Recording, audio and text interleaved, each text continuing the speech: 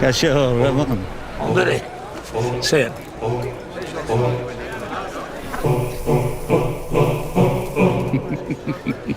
Batikola.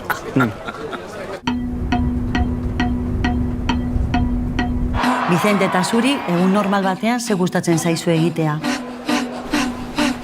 Ez dakit.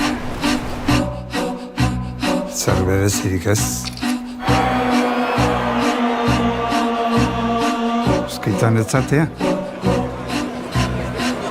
Urteak zeramatzan Kanarietan bizitzen.